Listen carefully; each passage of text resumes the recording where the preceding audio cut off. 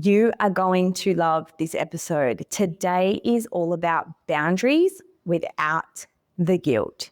And for all my neurodiverse family, our ADHDers, our busy mums, our people pleasers, this episode is for you. Welcome to the What's Eating You podcast. I'm your host, Stephanie Giorgio, and I'm a clinical psychologist. Welcome back. We are on day 7 of the 10 days of healing, and I've absolutely loved recording these series, and I would love to know if you have enjoyed listening to them. So if you're tuning in on YouTube or Spotify, please leave a comment down below. Just take 2 minutes, not even 20 seconds of your time, to let me know what you think about the series and if you've had a favorite episode or if you've got a request for a future episode, because I'll be sure to do it. Your requests is literally what drives this podcast. So I am all ears. Please send them through and I'll be sure to do them for you. Okay, so today we're talking about something very, very important, especially at this time of year, especially for people who want to change going into 2026. This is boundaries and why women especially feel guilty for having them. I want you to take a moment to reflect on, how do you go setting boundaries? What even is a boundary and what does it mean for you? Do you believe that you set firm boundaries? Do you believe that you are boundaryless, you have no boundaries? Or do you believe that maybe you think you kind of have boundaries and you try to put them in place, but people don't respect them? Let me know in the comments who you are. How do you know if you need to be setting boundaries? Here are the signs. You say yes when deep down you want to say no to something. So you might say yes to bringing a particular dish this holiday season when you know you don't have the time to cook it. You attend events that you dread.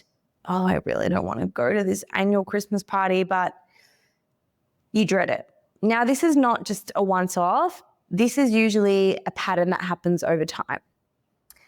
You eat foods you don't want to because you don't want to be rude. So, for example, if you go to someone's house, they offer you a plate of biscuits, you're gluten intolerant, you know that those biscuits are going to give you a tummy ache, and they say, but I insist, please, I bake them fresh from scratch, have one. And you feel as though it's rude saying no to having the biscuits. This could be you. Hosting when you are exhausted. For example, maybe you say to people, let's do it at my house. I'll host. There's no issues. Let me do it all. Buying gifts out of obligation. I don't want to feel rude. I have to show up with something. And then when you get there, no one else has bought gifts. You're the only one doing it. Or feeling responsible for everyone else's happiness. And if you haven't listened to the previous episodes, we went through a whole episode about being the emotional manager of the family. If you relate to one or more of these, this episode is going to be an opportunity for you to breathe again. We're going to talk about setting boundaries, but more importantly, how to set it without guilt. Because a lot of the women I work with will say to me, I've set the boundaries, but I just feel bad about it.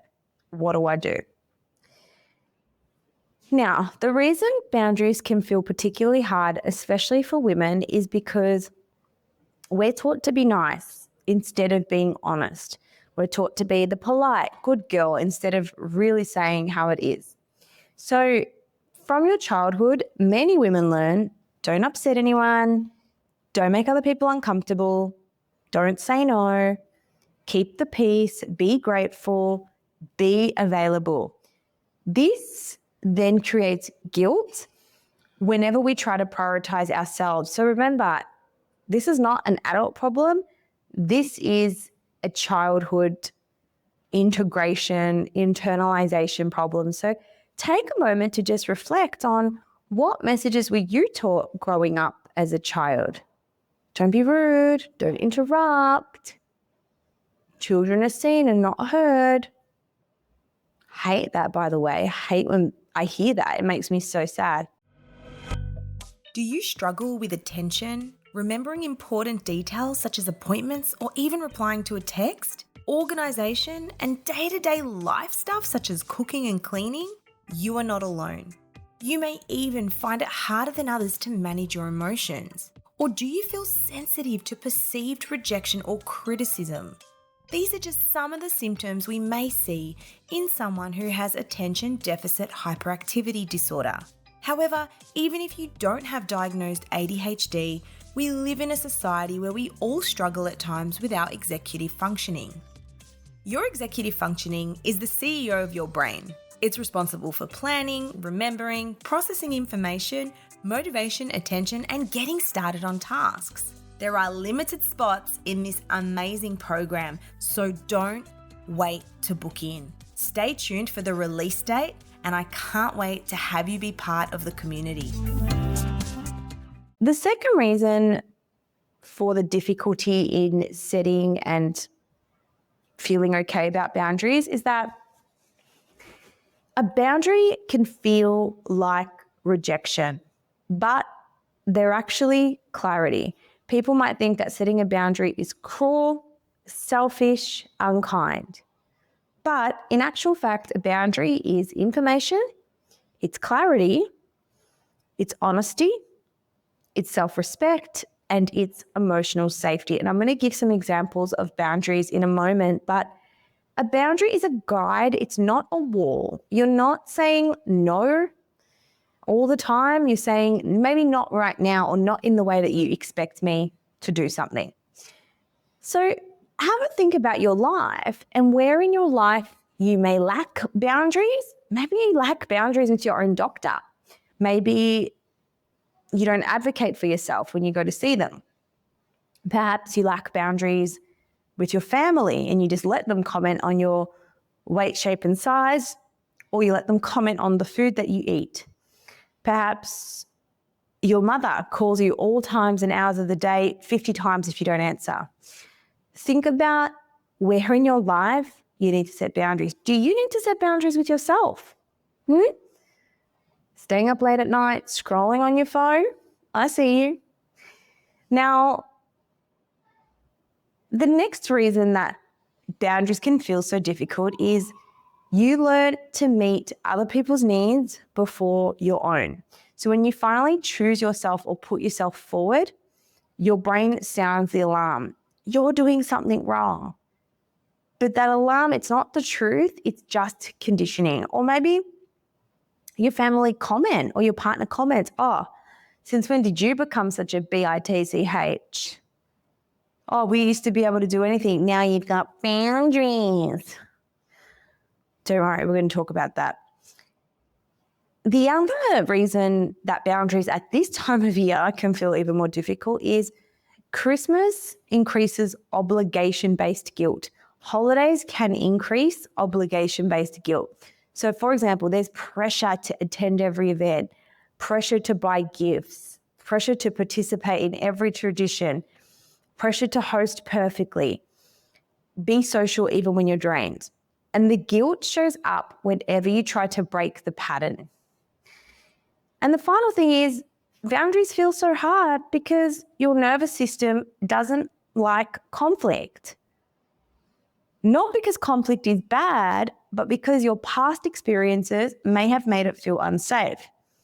That's why boundaries feel scary even when they're healthy. So just remember, just because something feels scary, it doesn't mean it is scary. That's called emotional reasoning. When we judge a feeling to be true, it's one of the 10 unhelpful thinking patterns that you learn about in Food Freedom.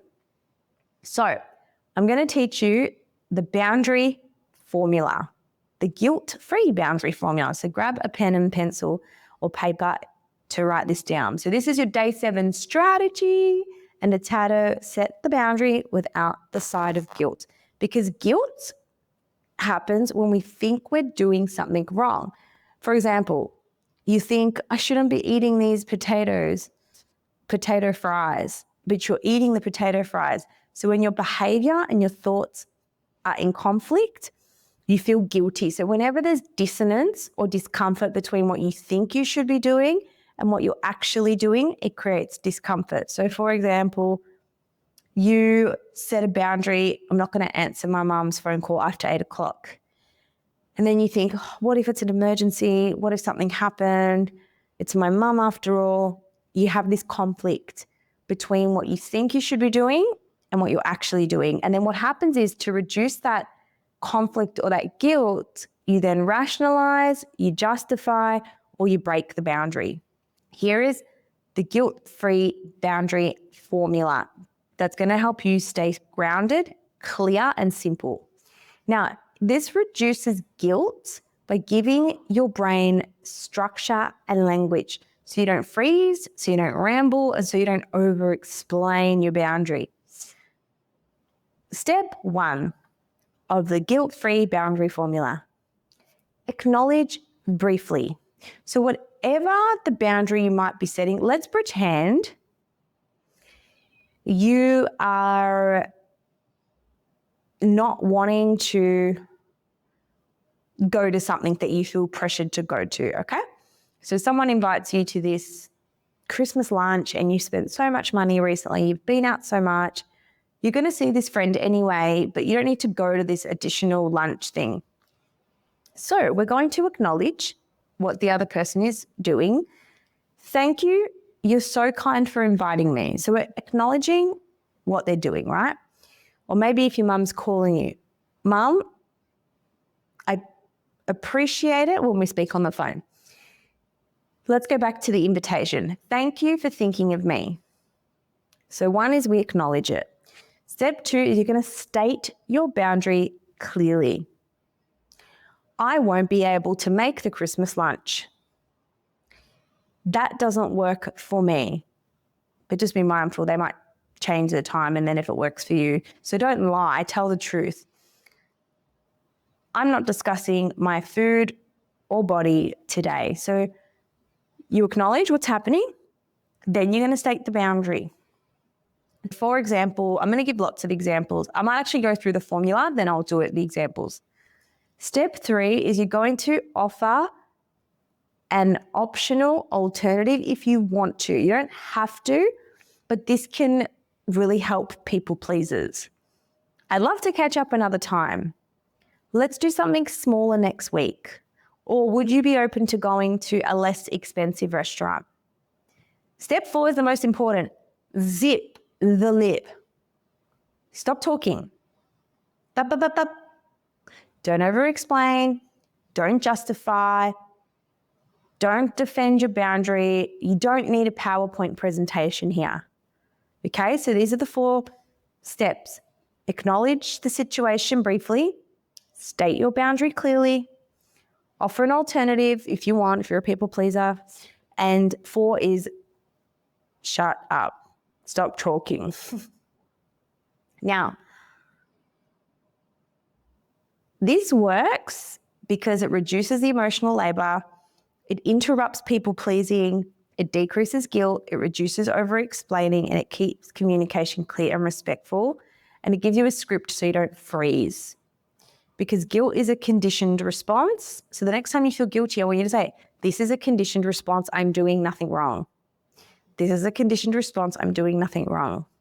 And just say, if this was my friend, if this was my sister, what would I advise them? So let's go through an example using all the steps.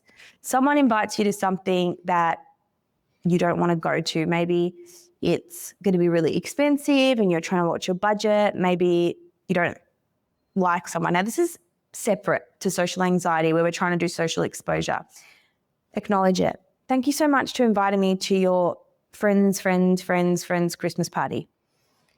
State the boundary. I would love to come, but I actually can't make it. Offer an alternative. Maybe another time I'll be able to make it, or I can meet your friends next Saturday. 4, zip the lip. That's it. Don't explain. Don't go overboard. Same with family. Maybe they're all wanting to spend heaps and heaps of money on Christmas presents.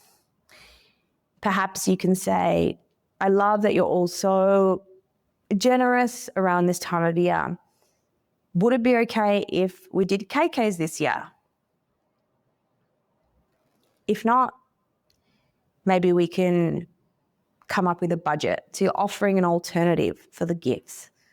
And then stop talking. Try this for homework. Your goal is to set a boundary. And here are 3 truths I want you to carry with yourself today. A boundary is not bad and it's not a rejection. You're giving someone clarity on how to treat you. If you don't, what you allow is what will continue. Write that down. What you allow is what will continue. 2, people who benefit from you having no boundaries will be upset when you set them. Ooh, this is a good one. Let someone's reaction to your boundary be information, not the reason you abandon yourself. If someone gets all angry and upset, that's all the information you need to know. 3, you don't need permission to protect your energy. This holiday season needs to work for you too. And if you struggle with guilt, I want you to use this psychological reframe. Guilt means you're doing something new, not something wrong. Oh, I love that. Guilt means you're doing something new, not something wrong. Your nervous system, every time you set a boundary, your nervous system is learning that your needs matter, your limits matter, and your energy matters. Guilt is simply the discomfort of growth. Guilt is a growing pain. Let it be there, but choose the boundary anyway. I love this episode. What did you think of it? Make sure you screenshot and tag me on Instagram or send this to a friend who you know struggles to set boundaries and gets burnt out. Send it to them right now. I'm not going to leave you without a gift. So today's gift, to support you in staying grounded, emotionally steady, and to help you build a happy, healthy relationship with food, I'm giving you my full audiobook, Food Jail, Breaking the Bars of Binge Eating. All you have to do to get this gift is follow me on Instagram, DM me the word HEAL7 for day 7, HEAL, HEAL7, the number 7.